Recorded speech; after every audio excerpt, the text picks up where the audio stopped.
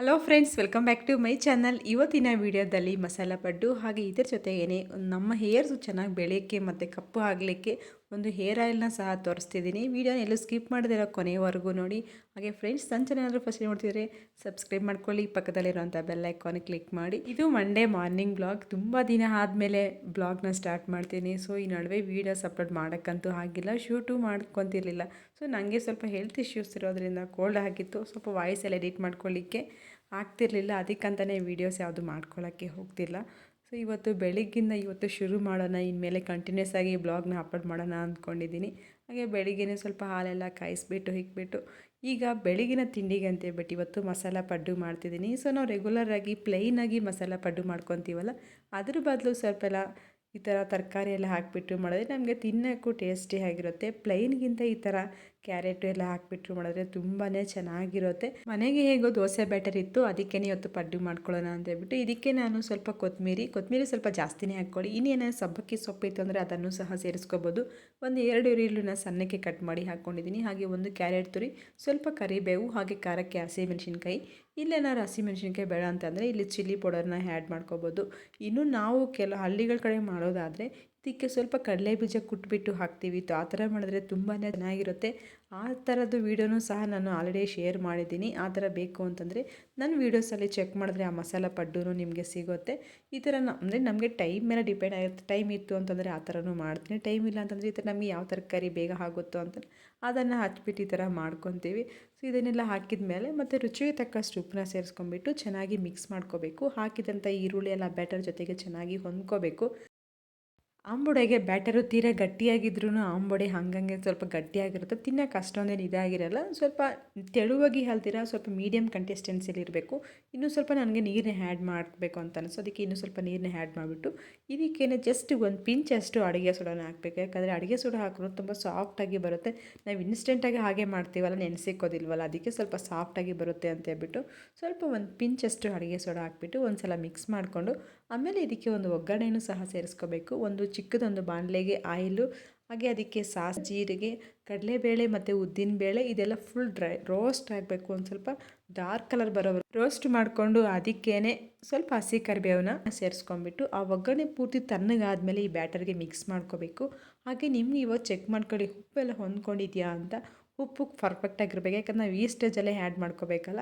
ಈ ಬ್ಯಾಟರೆಲ್ಲ ಮಿಕ್ಸ್ ಮಾಡಿಕೊಂಡು ಈಗ ಪಡ್ಡೂನ ಹಾಕ್ಕೊಳ್ಳೋಣ. ಈ ಥರ ಪಡ್ಡೂದ ಹೆಂಚಿಟ್ಕೊಂಡ್ಬಿಟ್ಟು ಆಯಿಲು ಅಥವಾ ಕೆಲವ್ರಿಗೆ ಬಟರ್ ಹಾಕೋದು ಇಷ್ಟ ಆಗುತ್ತೆ, ಇನ್ನು ಕೆಲವ್ರಿಗೆ ತುಪ್ಪದಲ್ಲಿ ಇಷ್ಟ ಆಗುತ್ತಲ್ಲ, ಅದು ನಿಮ್ಮ ಚಾಯ್ಸು. ಯಾವ ಆಯಿಲ್ ಬೇಕಾದ್ರೂ ಯೂಸ್ ಮಾಡ್ಬೋದು, ಬಟರು ತುಪ್ಪ ಯಾವ್ದು ಬೇಕಿದ್ರೂ ಯೂಸ್ ಮಾಡ್ಬೋದು.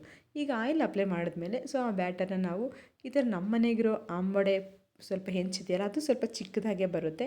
ಇವಾಗ ಬರ್ತಿರೋದೆಲ್ಲ ಸ್ವಲ್ಪ ದೊಡ್ಡದಾಗಿರುತ್ತೆ, ಆಲ್ಮೋಸ್ಟ್ ಇಡ್ಲಿ ಸೈಜ್ನಾಗ ಬರ್ತಿದೆಯಲ್ಲ ಆ ಥರದ್ದಿಲ್ಲ. ಇದು ಚಿಕ್ಕದಾಗಿ ಆಗುತ್ತೆ, ಸ್ವಲ್ಪ ಲೇಟಾಗಿ ಆಗುತ್ತೆ ನಾವು ಮಾಡ್ಕೊಳ್ಳೋದು. ಈ ಥರ ಚಿಕ್ಕದಾಗಿ ಬರುತ್ತಲ್ಲ.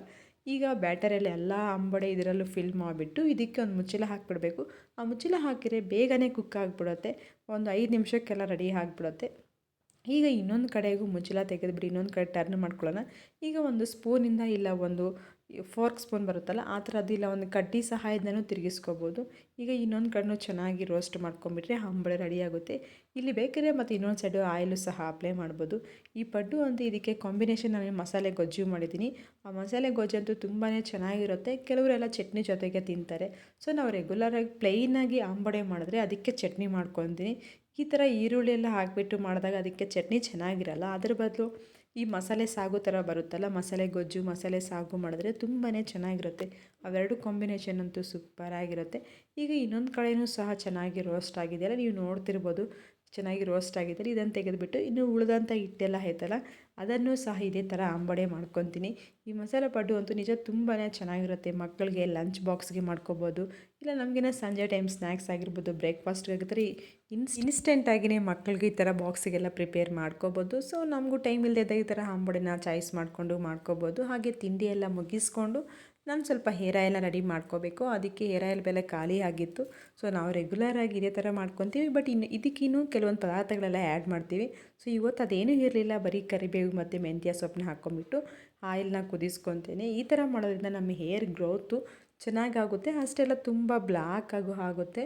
ಸೊ ನಮ್ಮ ಹೇರ್ ಗ್ರೋತ್ಗಂತೂ ತುಂಬಾ ಹೆಲ್ಪ್ಫುಲ್ ಆಗುತ್ತೆ. ಕರಿಬೇವು ಹಾಕೋದ್ರಿಂದ ನಿಮ್ಗೆಲ್ಲರಿಗೂ ಗೊತ್ತೇ ಇರುತ್ತೆ ಹೇರ್ ಎಲ್ಲ ಬ್ಲಾಕ್ ಆಗುತ್ತೆ ಅಂತ ಹೇಳ್ಬಿಟ್ಟು. ಸೊ ನಮ್ಮ ಹೇರ್ ಕಲರ್ ಅಂತೂ ಸೊ ಬೇಗ ವೈಟ್ ಆಗದೇ ಇರೋಕ್ಕೆ ಈ ಕರಿಬೇವು ನಮಗೆ ತುಂಬಾ ಹೆಲ್ಪ್ಫುಲ್ ಆಗುತ್ತೆ. ಹಾಗೆ ಮೆಂತ್ಯ ಹಾಕೋದ್ರಿಂದ ನಮ್ಮ ಹೇರ್ ಗ್ರೋತ್ ಆಗಿರ್ಬೋದು, ಹೇರು ಸಿಲ್ಕಿ ಆಗೋಕ್ಕೂ ಹೆಲ್ಪ್ ಆಗುತ್ತೆ. ಅಷ್ಟೇ ಅಲ್ಲ, ನಮಗೆ ಬಾಡಿ ಸಹ ತಂಪಾಗೋಕ್ಕೂ ಅಷ್ಟೊಂದು ಹೀಟ್ ಆಗದಿರೋನು ತುಂಬಾ ಹೆಲ್ಪ್ಫುಲ್ ಆಗುತ್ತೆ. ಇದಕ್ಕೆ ನಾನು ಯಾವಾಗೂ ಪ್ಯಾರಾಶೂಟ್ ಆಯಿಲೇ ಯೂಸ್ ಮಾಡೋದು. ಸುಮಾರು ವರ್ಷದಿಂದ ಅದು ಹಾಕ್ಕೊಂಬಿಟ್ಟು ಅದಕ್ಕೇ ಕರಿಬೇವು ಮೆಂತ್ಯನ ಸೇರಿಸ್ಕೊಂಬಿಟ್ಟು ಈಗ ಸ್ಟವ್ ಆನ್ ಮಾಡಿಕೊಂಡು ಸ್ಟವ್ ಮೇಲೆ ಇಟ್ಕೊಂಡು ಜಸ್ಟ್ ಒಂದು 5ರಿಂದ 6 ನಿಮಿಷ ಕುದಿಸ್ಕೋಬೇಕು. ಆ ಕರಿಬೇವು ಐತಲ್ಲ ಅದೆಲ್ಲ ಫುಲ್ ಕಲರ್ ಚೇಂಜ್ ಆಗುತ್ತೆ, ಅಂದರೆ ಚೆನ್ನಾಗಿ ಕುದಿ ಬರಬೇಕು, ಕ್ರಿಸ್ಪಿಯಾಗಿ ಆಗಿಬಿಡುತ್ತೆ. ನಾವು ಆಗಿಟ್ಟಂಥ ಮೆಂತ್ಯ ಏನಿದೆ ಅದೆಲ್ಲ ಫುಲ್ ಡಾರ್ಕ್ ಕಲರ್ ಬರುತ್ತೆ. ಅಲ್ಲಿವರೆಗೂ ನೀವು ನೋಡ್ತಿರ್ಬೋದು ಅದು ಕುದಿಬೇಕಾದ್ರೆ ಸ್ವಲ್ಪ ಸಿಡಿಯೋ ಚಾನ್ಸಸ್ ಇರುತ್ತೆ, ಯಾಕಂದರೆ ಕರಿಬೇವು ಆಗಿರೋದ್ರಿಂದ ಆಯಿಲಲ್ಲಿ ಸಿಡಿಯುತ್ತಲ್ವ. ಸೊ ಅದು ಕುದೀತಾ ಸ್ವಲ್ಪ ಕಳಿಸ್ತಿದ್ರೆ ಕಮ್ಮಿ ಆಗುತ್ತೆ. ಅದು ಕುದೀತಾ ಆ ಆಯಿಲು ಸಹ ಕಲರ್ ಚೇಂಜ್ ಆಗುತ್ತೆ, ಲೈಟ್ ಗ್ರೀನ್ ಕಲರ್ ಬರುತ್ತೆ. ನಾವು ಇದಕ್ಕಿನ್ನೂ ಅಲೋವೆರಾ ಆಮೇಲೆ ದಾಸವಾಳದ ಹೂವು, ದಾಸವಾಳ ಎಲೆ ಎಲ್ಲ ಸೇರಿಸ್ತೀನಿ. ಬಟ್ ಇವಾಗ ನನಗೆ ಸದ್ಯಕ್ಕೆ ಈ ಥರ ಒನ್ ಟೈಮ್ಗೆ ಬೇಕು ಅಂತ ಹೇಳ್ಬಿಟ್ಟು ಈ ಥರ ಮಾಡ್ಕೊತಿದ್ದೀನಿ. ಬಟ್ ನಾವು ತಿಂಗ್ಳಾನ್ಗಟ್ಟಲೆ ಬೇಕು ಅಂದರೆ ಆ ಥರ ಸ್ಟೋರೇಜ್ ಎಲ್ಲ ಹಾಕಿಬಿಟ್ಟು ಅದನ್ನು ಒಂದು ಬಾಟ್ಲಿಗೆ ಹಾಕ್ಕೊಂಡು ಫಿಲ್ ಮಾಡ್ಕೊಂಡು ಆ ಥರ ಯೂಸ್ ಮಾಡ್ತೀನಿ. ಬಟ್ ಇವಾಗ ಅದೇನೂ ಇಲ್ಲ, ಒನ್ ಟೈಮ್ಗೆ ಆಗೋಷ್ಟು ಈ ಥರ ಮಾಡ್ಕೊತಿದ್ದೀನಿ ಸದ್ಯಕ್ಕೆ ಅಂತ ಹೇಳ್ಬಿಟ್ಟು. ಈಗ ಒಂದು 6 ನಿಮಿಷ ಕುದಿದ್ದಾದಮೇಲೆ ಆಫ್ ಮಾಡಿಬಿಟ್ಟು ಈಗ ಇದನ್ನು ಒಂದು ಕಪ್ಪಿಗೆ ಫಿಲ್ಟ್ರ್ ಮಾಡ್ಕೊಬಿಡೋಣ. ಇಲ್ಲಿ ಫಿಲ್ಟ್ರ್ ಮಾಡೋದು ಬೇಡ, ಅಂದರೆ ಕರಿಬೇವು ಹಾಗೆ ಪುಡಿ ಆಗಿಬಿಡುತ್ತೆ. ಬೇಕಾದ್ರೆ ಹಾಗೆ ಪುಡಿ ಮಾಡ್ಕೊಂಬಿಟ್ಟು ಹಾಗೇನೂ ಸಹ ಹಚ್ಕೋಬೋದು. ಇದಕ್ಕೆ ನಾನು ಆ ಮೆಂತ್ಯನ ಫಿಲ್ಟ್ರ್ ಮಾಡಿ ಇಟ್ಕೊಂಡಿದ್ದೀನಲ್ಲ, ಆ ಮೆಂತ್ಯ ಮತ್ತು ಅದೇ ಆಯಿಲ್ಗೆ ಹಾಕ್ಬಿಟ್ಟು ಬಿಟ್ಬಿಡ್ತೀನಿ. ಆ ಥರ ಮೆಂತ್ಯ ಇರೋದ್ರಿಂದ ಸೊ ನಾವು ಬಿಸಾಡೋ ಬದಲು ಆ ಥರ ಇದ್ದರೆ ಅದರಲ್ಲಿರೋ ವಿಟಮಿನ್ಸ್ ಎಲ್ಲ ಮತ್ತು ಅದಕ್ಕೆ ಸೇರ್ಕೊತವೆ ಅಂತ ಹೇಳ್ಬಿಟ್ಟು ಇದನ್ನು ಸ್ವಲ್ಪ ಕೂಲ್ ಆದಮೇಲೆ ಉಗುರು ಬೆಚ್ಚಗಿರುತ್ತಲ್ಲ ಆವಾಗ ಹಚ್ಕೊಂಡ್ರೆ ಸೊ ನಮಗೆ ಸ್ವಲ್ಪ ಹೆಡ್ ಮಸಾಜ್ ಆದಂಗೂ ಇರುತ್ತೆ. ಸ್ವಲ್ಪ ಮಸಾಜ್ ಮಾಡಿಕೊಂಡು ಹಚ್ಕೋಬೇಕು.